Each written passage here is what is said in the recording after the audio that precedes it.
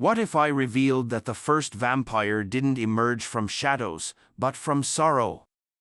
That his affliction wasn't shaped by malice, but by a gesture of compassion so profound it challenged the divine order? Imagine this, an angel shedding silent tears, not for his own fate, but for the anguish of humankind. An eternal spirit fracturing, not in defiance, but in empathy. Now ponder this, what penalty befalls an angel who dares to cherish a mortal on the brink of death? The truth lies in ancient texts, buried under dust and guarded by celestial silence. This isn't mere legend. It's recollection. It's essence. It's the origin of a bloodline the cosmos itself dared not whisper. And it starts with a guardian who dared to feel. Welcome to Chronicles of Lore, where timeless myths, buried terrors, and otherworldly battles are brought to life. If you're captivated by the hidden facets of mythology, please like this video, subscribe to our channel, and ring the bell below to stay updated on every epic tale. Music. Long before shrines stretched toward the skies or humanity dared to name its deities, there were the sentinels, silent overseers tasked by the divine to watch, never to meddle. They were the Grigori, radiant beings stationed at the delicate boundary of the mortal realm. Among them was one who altered everything. His name, struck from celestial records, once resounded through the heavens, Azrael. He stood, as they all did, draped in light and serenity. Yet within him stirred something forbidden by divine decree, compassion. While others noted plague and demise with ethereal detachment, Azrael lingered. He heard the cries of hungry children, saw parents lay their young to rest in frozen earth. He stood amid the haze of battles not his own, eyes brimming with grief. Watch, but do not feel, the divine powers commanded. But Azrael felt deeply. He descended often, cloaked, voiceless, sitting beside dying souls under the stars, his presence unnoticed, yet quaking with sorrow. The first fracture in the divine barrier was not anger, but love. One winter, he found her. No ruler or seer, just a girl shrouded in a ragged shawl, lost in a forest cloaked in snow. Fever had stolen her strength. Her breaths were shallow as she fell beneath an ancient pine, fingers reaching skyward in silent plea. She didn't plead aloud, but her collapsing form spoke surrender. That's when Azrael defied the sacred code of creation. He knelt. He touched her forehead. He chanted the forbidden verse, the song of renewal, last sung at the birth of time. Then the sightless shall see, and the departed shall rise at the sound of his chant. Tome of the Sentinels, fragment. Light surged into her lungs. Her pulse returned. Azrael fell, not from favor, but for her. His wings blazed with sacred flame. His name was erased from eternity's ledger. And the divine turned away. No verdict was declared. None was needed. The deed spoke louder than any decree. Azrael was no longer a sentinel. He was exile embodied. She lived, unaware of the law he had broken. She returned to her hamlet, murmuring of a vision, a figure of radiance who knelt beside her and restored her breath. No one believed her tale. Azrael lingered unseen at the forest's edge, unheard, yet ever near. He watched her collect firewood, laugh in spring, cry in solitude. He never drew close again. He had condemned himself for her sake. His presence now could only bring further pain. Yet he stayed, for she was his sole tie to the echo of paradise. Weeks turned to months. One frigid night, she stirred under her straw blanket, hands shaking over her womb. Something within her moved. A new life had sparked. But this child was unlike any before, neither angel nor mortal. A being born from compassion's defiance of divine law, and the stars quivered. He who arises from heaven's violation shall be known not by name, but by craving. Scroll of Seraphil, concealed verse 6. Reality trembled at the child's conception. Not with a roar, but a shudder. The heavens sensed it. The child's lineage bore no curse, yet no grace. It was something utterly new, something that shouldn't be, yet was. A heritage crafted not in revolt or fury, but in love that shattered the world. And within that unborn soul, something primal stirred, not of shadow, not of radiance, but of hunger. A hunger that recalls death before it ever knows life. Music. Winter had returned like a breath held too long, thick and unmoving. Beneath a sky devoid of stars, amidst the silence of a sleeping forest, a child was born, not with a cry, but with a slow, measured exhale, as though he had waited across ages to breathe. His mother, Aliyah, was alone, her body racked by exhaustion, her lips trembling with fevered memory. She gave him a name that had come to her in a dream, Seraphil.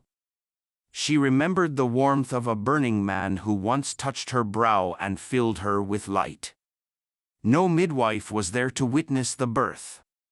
No elder to speak blessings, only the wind outside and the strange stillness that settled over the earth, as if nature itself was uncertain of what had entered its domain. Seraphil grew with an unsettling grace. He did not scream when he fell, nor hunger like the other children. He wandered the woods in silence, his pale eyes scanning the world with unnatural calm. Wolves approached him without malice. Birds rested on his shoulders as though they found safety in him. He never took ill, never shivered from cold. Yet there was a heaviness behind his gaze, a knowing too ancient for a boy. The villagers watched from afar, muttering of curses and forgotten bloodlines. Some claimed he had no soul, that he was born of shadows. They whispered of demons and omens. But Aliyah shielded him from the world, loving him with a fierce, quiet strength. Her touch calmed him when the nights grew strange, and her lullabies seemed to be the only songs he would ever recognize. By the time he reached the age when boys should be chasing foxes or carving their first tools, something within Seraphil began to change. Food no longer filled him. He stared at bread as if it were sand. His skin paled further. He would vanish into sleep for days, then awaken, speaking in tongues no one understood, not even his mother. She watched helplessly as the boy weakened despite his immortal stillness, begging the stars for answers. Then one night, a storm came. Lightning fractured the sky.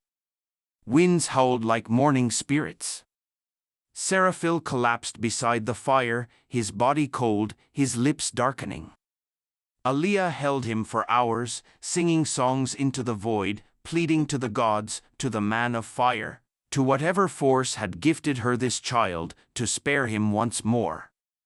And then he opened his eyes. He rose slowly, with a grace no child had ever possessed. His eyes glowed, no longer silver, but faintly red, as if something ancient watched through them. He walked to his mother with the affection of a son who remembered every moment of love she had ever given him. And gently, without hatred or fury, he leaned into her neck and fed. There was no scream, no violence. It was not hunger, it was inevitability. A hunger that had waited since his first breath now took form. Aliyah did not resist. Her arms wrapped around him once more and then fell limp. Her body dropped into his arms like petals from a dying flower. Blood warmed his lips. The fire flickered, and his reflection was no longer there. Outside the home, beneath the storm, a figure stood. Azel, cloaked in silence, drenched in rain, had felt it. The breach, the awakening. The moment Seraphil crossed the line, heaven had feared since the hour he was conceived. He was no longer the child of mercy. He was now something unbound by the laws of man or angel. Azel did not enter the home. He knew the scent of death. He had known it would come. The curse had stirred. The thirst had claimed its first soul, and it had taken the only person who had ever loved Seraphil without fear. Azel turned and vanished into the storm, for he understood what this moment meant. Not just for Seraphil, but for all creation. From that moment forward, Seraphil no longer belonged to the world he had walked among. He was not man. He was not divine. He was not beast. He was other. The laws of existence no longer applied to him. His life would not follow the cycle of birth, growth, death. He had taken blood not as a monster, but as one who needed it to live. He wept beside his mother's body until dawn, the scent of her still clinging to his hands. And when the sun rose, he did not burn. He did not vanish. He simply stood, surrounded by silence, as if the world itself was waiting to see what he would become. In that silence, something shifted in the heavens. The breach had widened. The child born of love now carried the burden of a hunger unknown to any age. No scroll had foreseen this. No angel had been tasked to intervene. Seraphil was no accident, and no prophecy had yet named him. But in his blood, a power stirred, ancient and sorrowful, a thirst that would echo through generations. He was the first of his kind. A new lineage had begun, one that neither heaven nor earth had words for yet. Only silence, only fear, only thirst. The night after Aaliyah's death unfolded in absolute stillness. No insects stirred, no wolves howled. The trees themselves seemed to hold their breath, as though nature mourned the passage of something not entirely human, but too sacred to name. Seraphil sat in the center of the cabin where she had died, unmoving, the faint scent of blood drifting through the air like incense. The fire had long faded to embers, yet a glow remained, subtle, unnatural, not from flame, but from his own skin, which no longer reflected light but devoured it. His eyes, once pale and wondering, now pulsed softly with a dull crimson, not in rage or malice, but as if something ancient within had finally stirred to life. He did not speak. He barely breathed, yet his presence filled the room like an eclipse swallowing the sun. At dawn, Seraphil left the cottage barefoot, lips stained with the memory of his mother. The forest greeted him with silence. Every tree, every stone seemed aware of him in a new way. He moved like a shadow untethered from the ground, his senses unfolding beyond comprehension. He could hear the worms writhing beneath the soil, smell decay and leaves not yet fallen, and sense the pulse of life hidden inside every living thing around him. But the sensation that dominated them all was hunger, vast, knowing, primal, not a desire, but a compulsion, as if the laws that governed mortals no longer applied to him. Bread was now ash. Water was dust. Only blood whispered his name with the promise of survival. And yet he resisted, not out of guilt, but out of memory. He clung to the lullabies of his mother, and for a while, that kept the beast within silent. He wandered deep into the hills and woods, keeping away from roads and firelight. He slept in caves, beneath roots, in hollowed ruins where no one dared look. Days passed, perhaps weeks. He had no way to measure time anymore.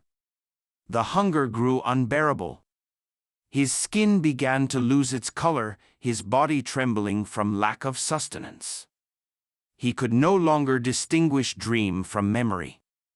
Eventually, his strength collapsed entirely.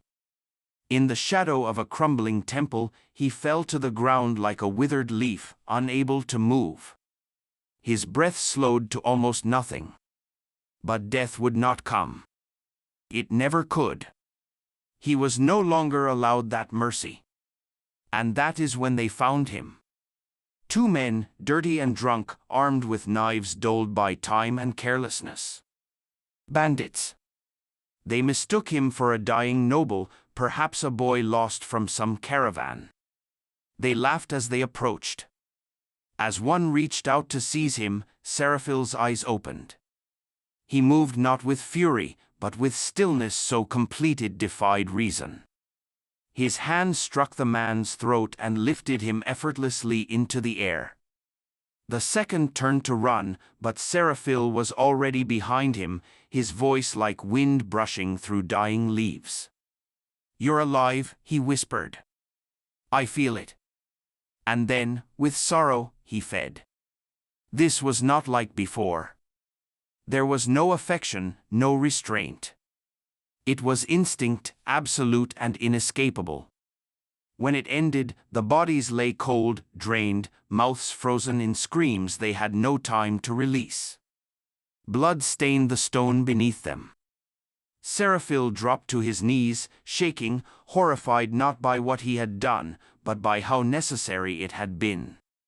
The hunger had demanded, and he had answered. In the days that followed, Seraphil no longer wandered in search of answers. He began to walk only to stay ahead of the guilt. He avoided cities. He passed by travelers without looking at their faces. He tried not to breathe too deeply, lest he feel the rhythm of hearts calling to him. The world itself seemed changed in his presence. Dogs snarled without reason. Infants cried when he passed. Lamps dimmed. Rain fell more slowly near him. He never slept. He no longer dreamed. His reflection would not stay in still water. He was no longer part of the natural order. And death, once a fear, had become a luxury he would never again be granted. He fed only when collapse threatened to consume him, quietly, without cruelty, but always with the same terrible need. Seraphil did not know what he had become. There were no words for it, no name carved in old stone, no priest with an answer. All he knew was that his body had been rewritten by a hunger not of this world. The curse he carried was not punishment, but a consequence. He was not evil. He had not been chosen. He simply was, an echo of a broken law. The child of a love heaven never forgave. His very existence drew fear, not because of what he had done, but because of what he might still become. And the heavens, once silent, had begun to stir again, watching from afar, not with vengeance, but with caution. For Seraphil was no longer the only concern. The real terror now lay in what might come after him. Centuries passed. The forests changed. Empires rose and collapsed into dust. Rivers shifted their paths. And the names of gods were spoken, then forgotten. But Seraphil remained unchanged, neither aging nor decaying, untouched by time or wound. Where once he wandered with a flicker of morning still held in his heart, he now moved through the world like smoke through stone, present but impossible to grasp. He crossed lands where no maps reached, walked through cities built on bones and gold, and stood beneath skies that had forgotten what he was. People gave him many names, though none ever knew him. He was the Pale One, the Sleepless Saint, the Hunger in the shape of a man, but no title ever captured the sorrow within him or the burden he carried with each breath drawn from stolen life. He never lingered.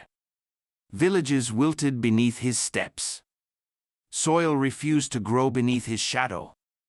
Fires dimmed as he approached. Priests dropped their relics when they sensed him. Dogs barked wildly, unable to see him, but unable to ignore the scent of something ancient and wrong. He did not strike unless provoked. He had no taste for cruelty. Yet nature itself recoiled in his presence, not from malice, but from the contradiction he represented. A being born of mercy and punishment, of divine law broken and rewritten in blood. He tried many times to end himself. He buried himself beneath mountains. He starved in deserts. He locked himself in catacombs deep beneath forgotten cities. But the hunger always returned, and with it the need. He would feed again and then walk again. Alone. With age came changes, not in his body, but in the curse itself. It grew more attuned, more precise. Seraphil could sense blood not just as a scent, but as music, a vibration in the air, a rhythm behind walls and through flesh. He knew when someone was near before they entered a room. He could feel the breath of sleeping animals 100 steps away. He learned to move through shadows, not with stealth, but with something deeper, an unspoken agreement. She wrote a name she could not have known, Seraphil. And then below it, the prophecy. When the blood of the first drinks the light of a child unborn, he shall see not the end of his curse, but its purpose. From his line will come one who shall walk into heaven with blood on his hands, and be neither judged nor stopped. And in that day the gates will open. Those who witnessed it wept in silence, not from fear, but from recognition. The heavens had not forgotten. They had waited. The thrones of heaven read the message in silence. They did not speak, for no law covered what had been prophesied. This was no rebellion, no blasphemy. This was something worse, the implication of return. A being born from exile, not to be punished, but permitted. Some angels called for immediate erasure of the line. Others counseled patience. And as they debated in unspoken language, Seraphil stood upon a ridge far from any kingdom, watching the moon bleed. He felt it before he saw it, a disturbance in his blood, like a memory waking. The hunger did not stir. Something older did. He touched his chest and felt not pain, but presence. He was no longer alone. The curse, once singular and sacred, had echoed, faint, fragmented, but real. Others had been born, not like him, not pure, but linked. Across dark valleys and silent forests, scattered among the ruins of a world that forgot how to name things properly, whispers began. In hidden chambers and forgotten cults, the name Seraphil returned, not as legend, but as origin. Among the cursed who fed in darkness, stories emerged of a pale figure who could walk through temples without burning, whose blood hissed beneath holy light, who had no maker and no grave. Some called him the Silent One, others Azel's Flame, a few the Weeping Father. He did not seek them. He never spoke to them. But they felt him just as he began to feel them, children of his sorrow, not by flesh, but by blood distorted through centuries of desperation. Some of these offspring bore his restraint. They fed only when forced. They wept afterward. They searched for meaning. And Seraphil saw them one by one and began to leave signs in the dark. Symbols carved into stone, invisible by day, glowing under moonlight, messages that said, "I was like you. You are not forgotten. You were not born evil." It was not a gospel. It was not hope. It was remembrance. But not all who carried his blood remembered sorrow. Others fed with violence, with joy. They reveled in the thrill of killing, in the simplicity of domination. And in time, the world no longer saw a difference. All became monsters in the eyes of men. The word of vampire, once meaningless, became a sentence. And Seraphil's legacy twisted. He retreated once more, withdrawing from the ripples his presence had made. The more he tried to guide, the more chaos followed. Even compassion, passed through imperfect vessels, became corruption. Yet he could not undo the prophecy. He could not deny the truth pulsing in his chest.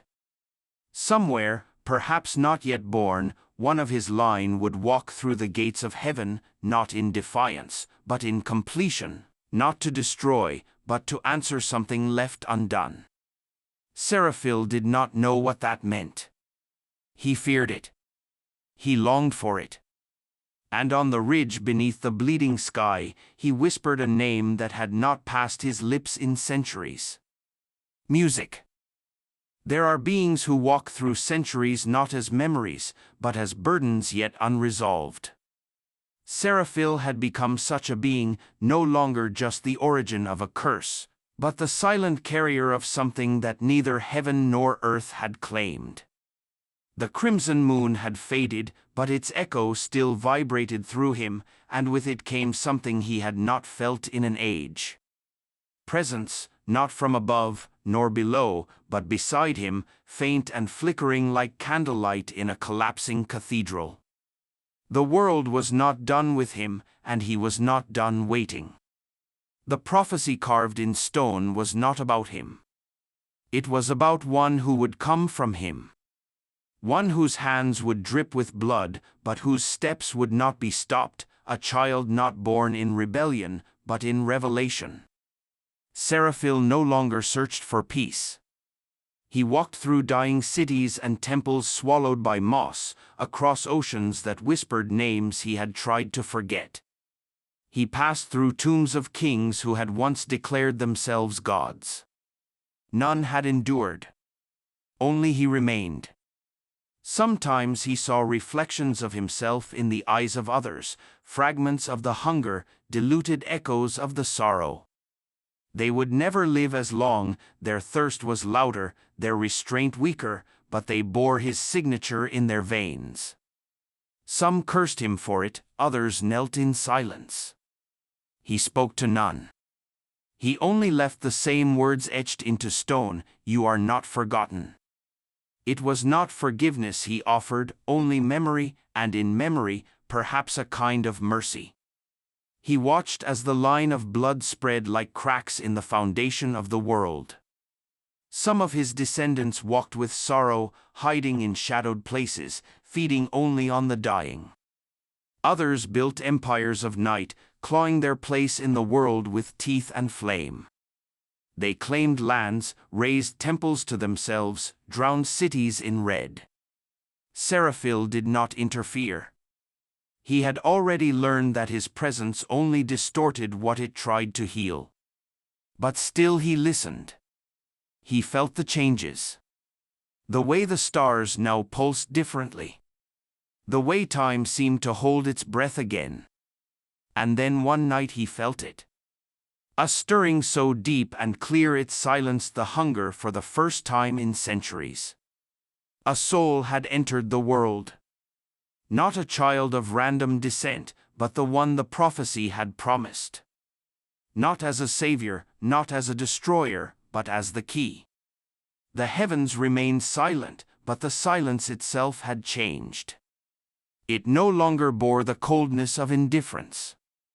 It had weight now, expectation, and Seraphil understood.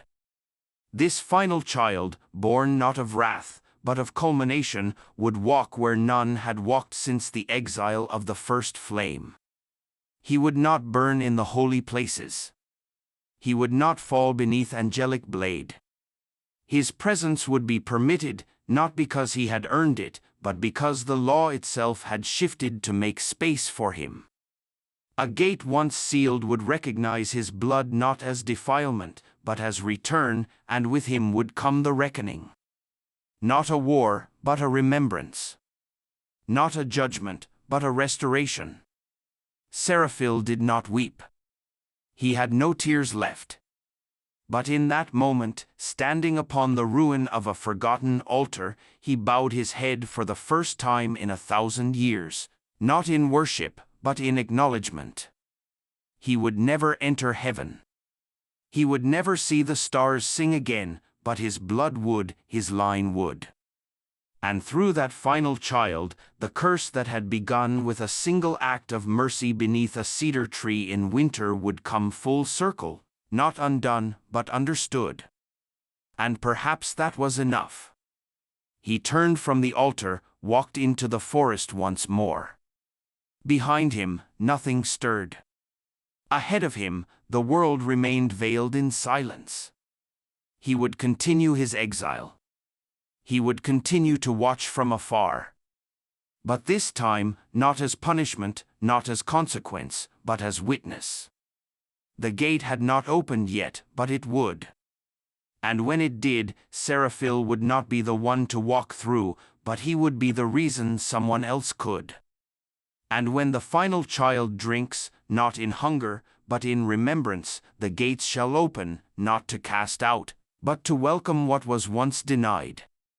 And there shall be no trumpet, no sword, only the sound of a step long awaited.